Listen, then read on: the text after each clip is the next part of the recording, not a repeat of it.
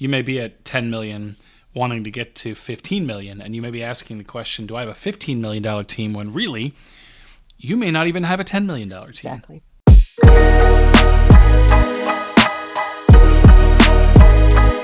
of our more recent episodes, we talked about what was frosting our cookies or busting our britches. That's what it was. And as we're coming back together today to talk about, to record today, the idea on the table is like, what's hot off the presses? What are you coaching right now? Maybe that's the question. Patsy, my friend and colleague of a whole lot of years. What's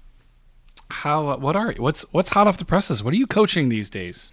I'm coaching senior leaders to start to look at the question, are they spending most of their, you as a listener, are you spending most of your time coordinating the organization and perhaps mistaking that for developing your ability to actually lead the organization together? I know, Patrick, you've talked a lot of times about, if we want to get to $10 million, do we have a leadership team? Do we have a $10 million leadership team? Right. And so that's kind of in the background for me, or the foreground anytime I talk to you, as well as I'm talking to more and more senior leadership teams that say, we have regular meetings, we talk about our issues, we do this, we do that, and it's that kind of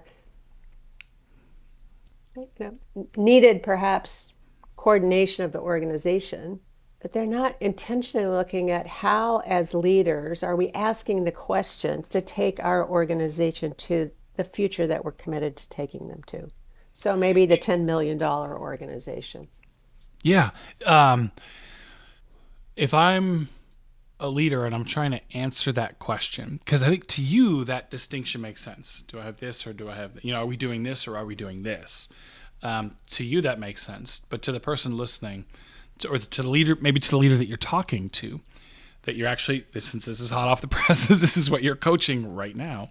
How are you helping them understand that distinction? Even before you get into solving it, how do you help them understand the distinction? Well, I start to look at some of the components of what leading together looks like so that you can lead the organization. Okay. Is, do you have a shared future? Do you align? Here's our, one of our core principles. Do you align around what matters most? So do you even have that conversation so you can align around it? Do you have an accountability structure so that people are, I started to say hold one another accountable, but we know that you don't hold anybody accountable. So, Yep. So do we show up and actually keep our agreements? Not just produce the results, Do we challenge assumptions?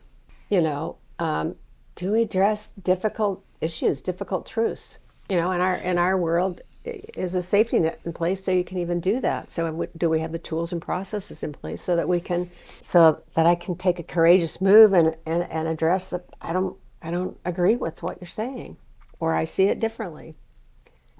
And my one of my favorites is, am I developing my own leadership growth, my own leadership skills, so that I have the capacity to be a strategic leader? So those are some of the kind of, here's what it would look like. Okay. As opposed to, we meet, once a week for an hour and a half. We address these issues. We make these decisions. It's just, it's different results. So two thoughts on that, and then I want to kick it back to you, since this is, you obviously have a lot more to share on it. I think to your point, are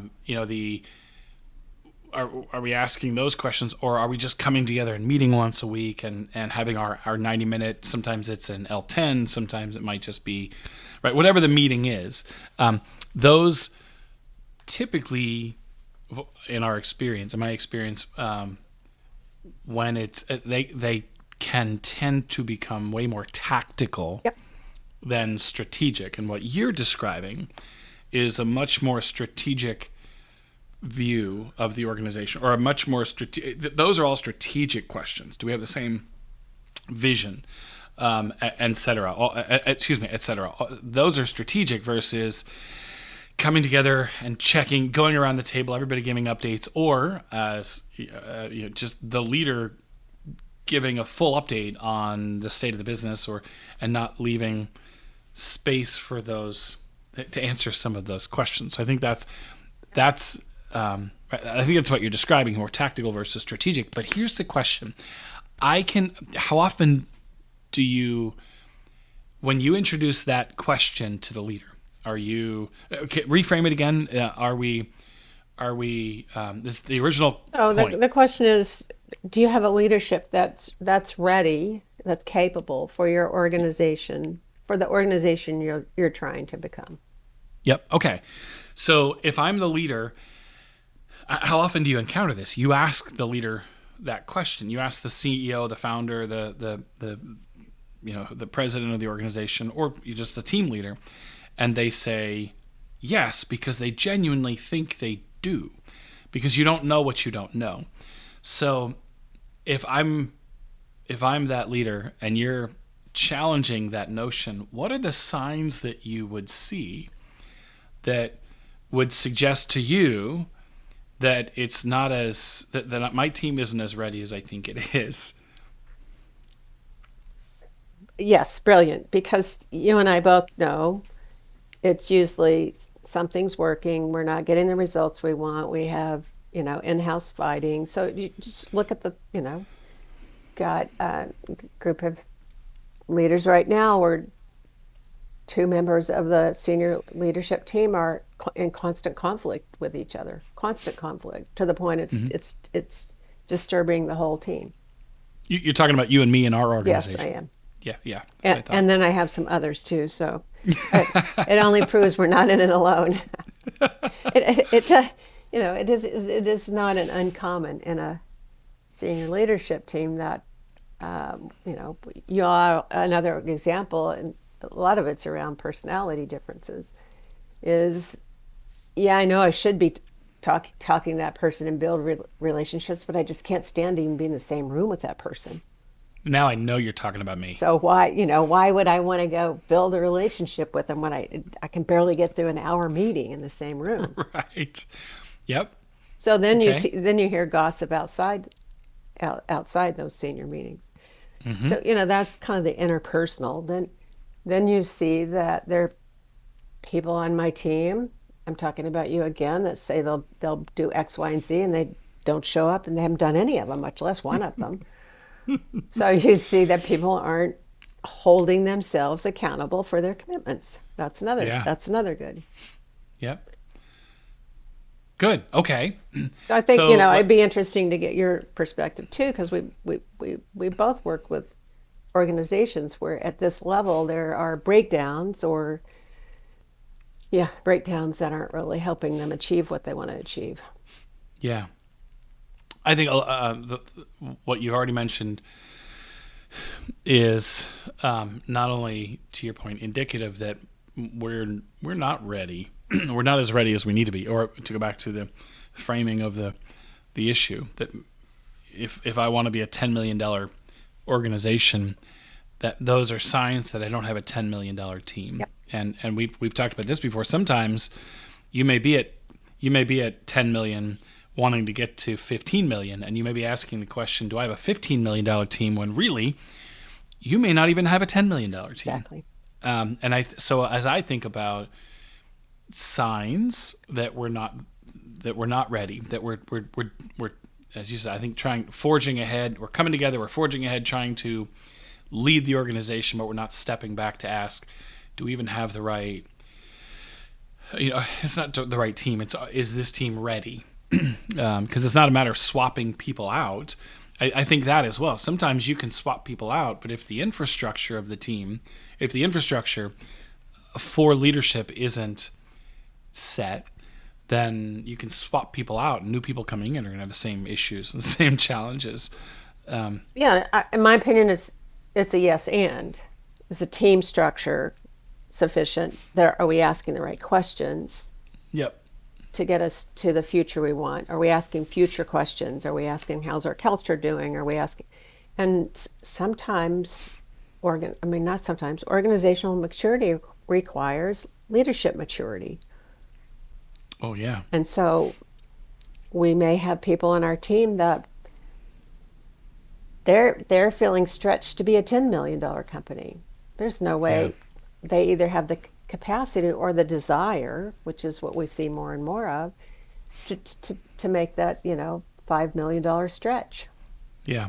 And we are seeing Hmm. this, to your point. What are we coaching right now? We're seeing this play out in real time with an organization we're working with that has had some real growth lately.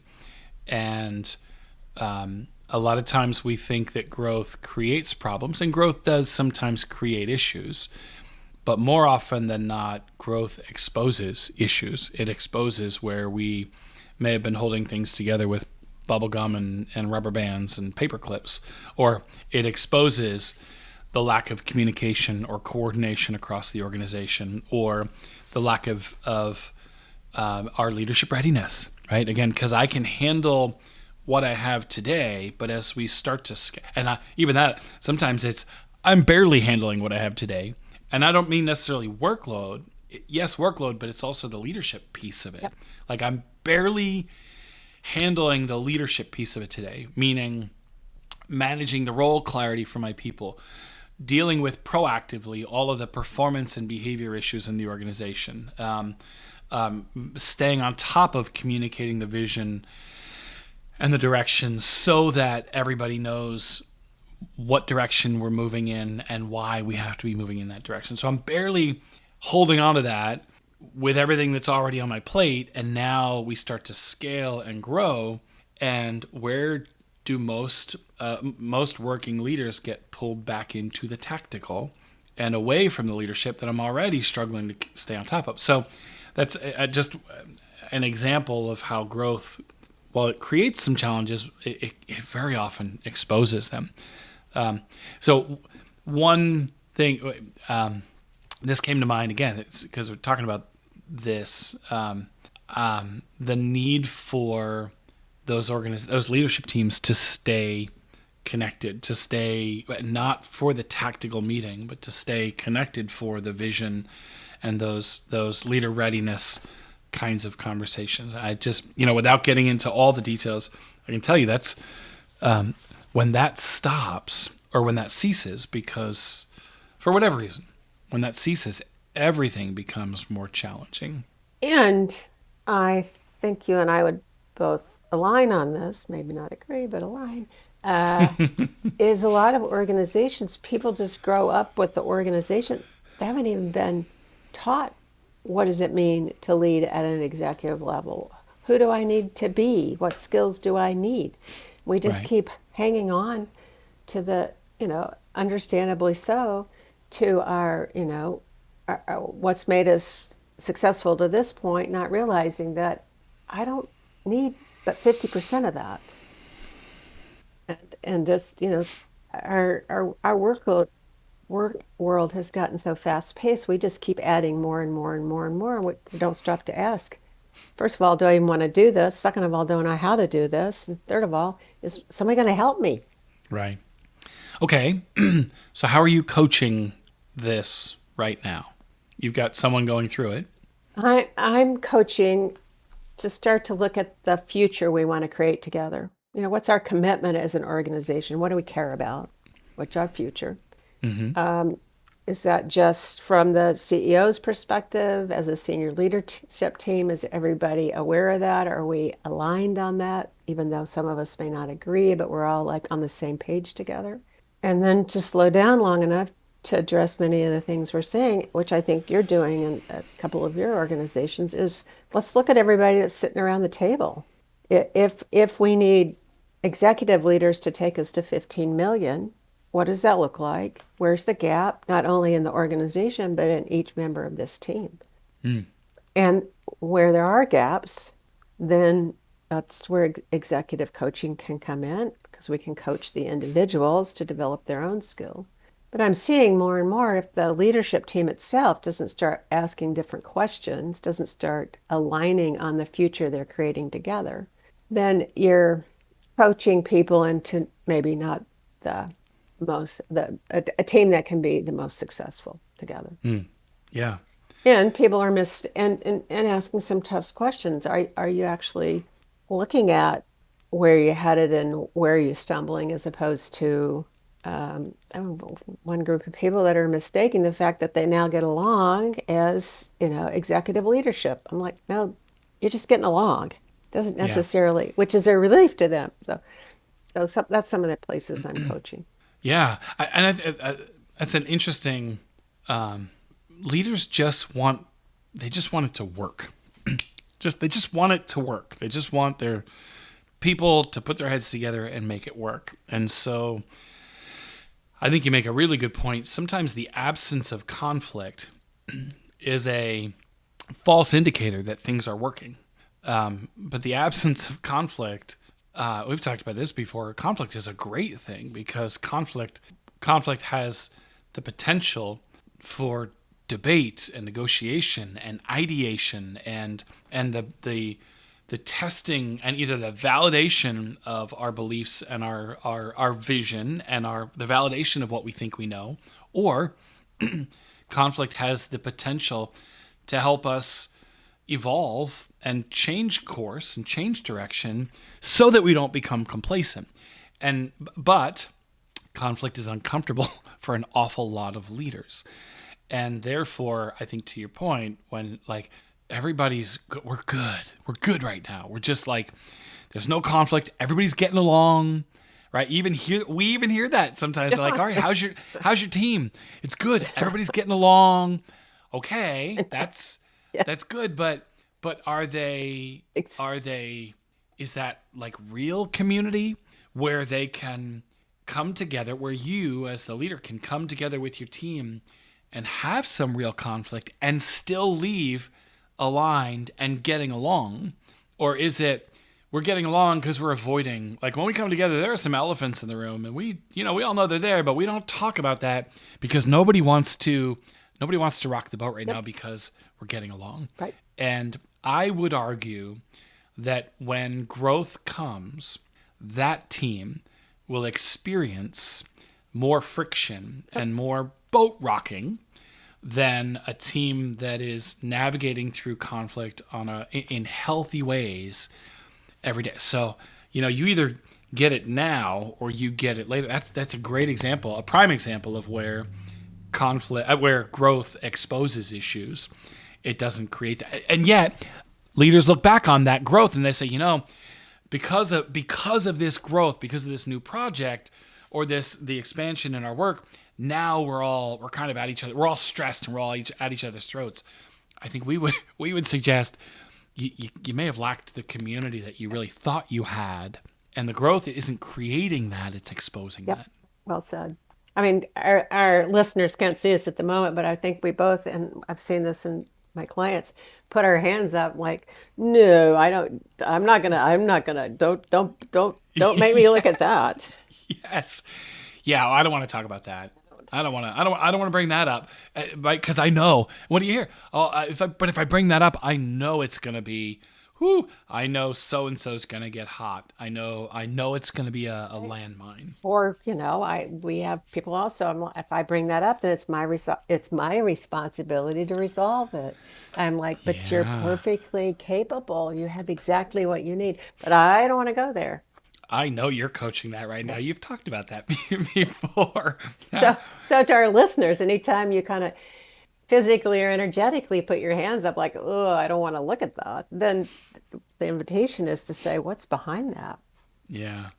I'm thinking about that. Like, to me, I'm a visual guy. I love silly analogies. But you think about, so as a leadership team, if you're wandering through like the battlefield intentionally, looking for and diffusing the landmines, right? For sure, there's some tension along the way, but you find them, you work together to diffuse them, and then you can continue the journey forward. If you just ignore them and then the growth comes, now you're all running through the battlefield, hoping that you don't step on a landmine or hoping that something doesn't blow up in your face, right? Instead of having the forethought and the intentionality. And by the way, the more we've talked about this, the more you do that together as a team, that actually, like, addressing the elephants diffusing the landmines, having making sure the conflict is healthy. You mentioned the safety net, so you have to have the right conditions for addressing those issues and resolving those issues together in a healthy way. But when you do that, I mean, gosh, it's so much better than in so many ways than well, we're good right now, so like everybody's getting along, so I don't want to rock the boat. You just gave the example of when growth happens, a change happens in the organization and the system's pushed, right? And then it Yep. exposes. We've also worked with companies that have been in startup mode for 10, 20, 30 years. So they get at a Yeah. comfortable place and they just stay there. And then they wonder why they can't get to 15 million and why same strategic initiatives are on their list year after year after year. Yep. Those are kind of two bookends, but both are pretty accurate. Yeah. And Yeah. one thing I've been pondering about this, because I like systems, is to which I hadn't really looked at before, is what's the leadership system within your executive team that determines whether your organization can grow, can grow to the next level. Because it is a system. I need to be able to appreciate what you bring to the table. I need to be able to say I don't agree with him on this, and I know there's going to be conflict, and I'm willing to step in. And you and I've certainly had issues where we come at it entirely different. And if we'd have avoided it, our work wouldn't be near as strong as it is because we're both willing to lean in. But that's a level of trust that some leadership teams don't have, Yeah. or the skills to navigate that conversation. When you say leadership system, do you mean like a tool? Do you mean a process? What are the component? What are examples of leadership systems, or what are the elements of if I want to answer the question that you just asked me, what is my leadership system? How would I go about doing that? I think it's as simple as we honor our differences and we have a commitment to working together as a system. You could say it's a team, but if we're going to use the distinction of teams coordinate, kind of operations, taking it to the next level. That's why I've been pondering it. If we look at a system that works well together, that's what I mean more than that. So even coordinating actions, we could just all be sitting at the table and make decisions, right? But a system is like I'm really committed to how do we ask the tough questions? How do I learn to, keep my agreements? How do I learn to have those tough conversations? To me, that's more of a system where things are Yeah. starting to work well together. Yeah. Interesting. So to kind of one question I would encourage anybody on a senior team wanting to grow your organization to ask is what capabilities must our leadership system, our leaders develop to support the next stage of growth? How many companies don't even ask that? I think it's. I know leaders do revenue forecasting. I know they do. They'll do modeling. Heck, sometimes it's smart to do contingency planning, right? Most organizations, in particular, that rely on their data have contingencies in place, backups, things like that, and they're testing it. That's all good stuff. We've had contingency planners come on and talk about that in different aspects of the business. The question that comes to mind after this conversation is, what would happen if your business suddenly grew by 50%? What would happen? Like instantly you got a phone call, here's a new piece of work or a new opportunity that was going to stretch your business by 50%. Forget about the logistics piece of it. Like, I'm not talking about, do we have the capacity? Do we have, enough frontline people? How would that challenge? Would you, and I guess this is kind of the original question you asked, Patsy, is do you have the leadership team in place to manage that? And I'm actually working through this right now with a client who experienced some rapid growth. And we're just going through the leadership team and asking the question, when chaos comes, does this person add to the chaos? Does this person bring clarity, or does this person just kind of disappear, right? Like, let's work through that. And just going through the whole leadership team and then stepping back and looking at the picture, right? So if we were to grow by 50%, like some sizable piece of growth, would this person, do I trust this person to be able to handle that kind of growth, to be able to lead their team and be part of the solution, or be part of the chaos, or am I concerned they would withdraw? Another question we're asking, again, going through the same list, is would I trust this person running the business for 3 months if I had to step away, right? And not just, and it's funny, I actually talked to, of all things, I talked to a business owner who owns a pet daycare last week, she currently on vacation, only 10 days. And she pulled her team aside and said, listen, while I'm gone, don't think about we need to maintain the business while you're gone. 2 weeks is long enough for you to make some decisions to move the business forward. So while I'm gone, I expect you to move the business forward, whatever that looks like. So again, going back to that, would I trust everybody in my, on my executive team or on whatever team I run, would I trust them to move the business forward or move the team forward if I were gone for 3 months? These are challenging questions. And if not, how do you, don't give up. In some cases, you may have the wrong person in the wrong role. In some cases, you may have exactly the right person in that seat, but you just need to invest in them and develop them and equip them. And so it's not about giving up on them. It's about leaning in and actually making sure that they've got what they need to be successful. It's a great example of working on the business, not in the business. 100%. And making sure that you have built in the business people that have that same viewpoint, even though much of the time they have to work in the business as well. Yeah. Yep. And I've worked with organizations in the past. I know you're talking about a company that actually had a big volume of work that landed rather unexpectedly. But I've worked with organizations in the past, especially manufacturing, that they pushed the system. They 50% of the system to see where the system broke in anticipation of their next big project. And I'm like, Yeah. that's really forward thinking. Yeah. How did they do that? Do you remember? Can you share? Yeah, they just upped their production. Oh, gotcha. Oh, I see. So I if they see. produced 100 widgets a day, they pushed it to 150 or 200. Yeah.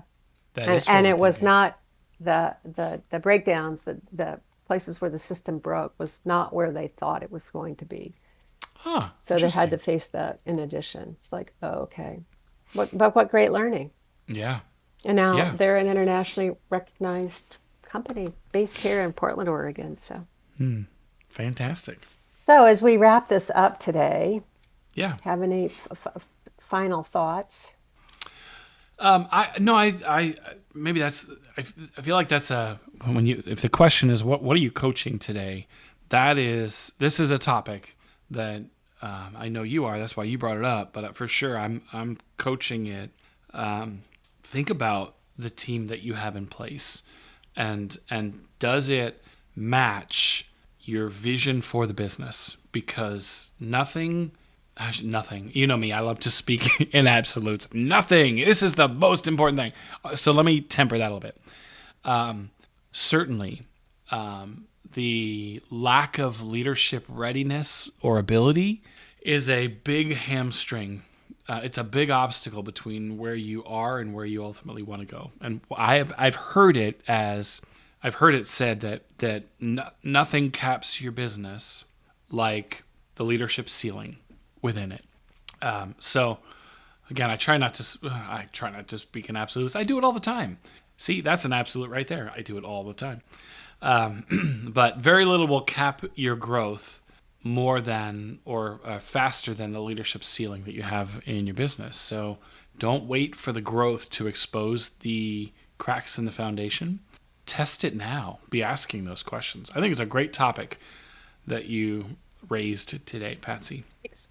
So as we close, if you're on a senior leadership team or the leader of the organization, you can start to ask yourself, are we spending most of our time coordinating the organization, or are we intentionally developing our ability to lead it together? And I will underline that, lead it together. Because Together. I think, Patrick, you and I both see organizations rarely outgrow the maturity of the leadership team guiding them, which is Yeah. another way of saying what you just said. Yeah. But you're right. Whereas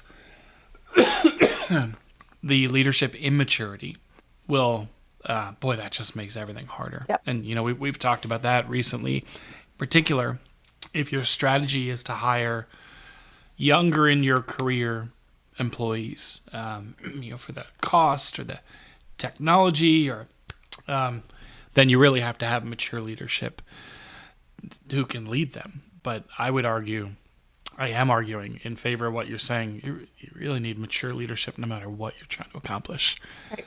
Just makes everything easier. Because what we're highlighting today, and then we can close, there is a difference between working together, i.e. coordinating, and leading together. Yeah, I agree. Good. Thanks. Awesome. Patsy, that was fun. It was fun. Hot off the press. Yeah, I like it. Hot off the press. Hey, leader slash listener, please, if you find this valuable, and I don't know why you wouldn't, then our ask is that you would just engage with us, like and share, and send this to a leader that you know who is struggling with her or his leadership team. And we don't push this very often, but this is what we do for a living. So if you're listening and trying to figure out where the heck do I go from here, then engage with us. Connect with both Patsy Feeman and myself, Patrick Lyons, on LinkedIn, or you can send us both an email, Patsy at either at thefrustratedceo.com or Patsy at thelionsgroupconsulting.com, and you can catch me at the same address as Patrick at thelionsgroupconsulting.com or at thefrustratedceo.com. Patsy, anything else before we sign off? I just say one reason it's a hot topic because it's rampant. It's rampant in business. So Yeah. it's Yeah. rampant. So and it's Yeah, I'd say, to your point, you're not failing if this is, if this sounds like we're talking about your team, welcome to the club. exactly. Thanks. I knew. And it doesn't have to be that way. I think that's the lie. Exactly. Is, well, that's just what happens when you're trying to manage people. No, that's what happens when you expect people to manage themselves. But you can be intentional as the leader. You can, build that high performance team. Thanks, Patrick. Thank you. We will And listener, thank you. We'll see you next time on the Frustrated CEO podcast.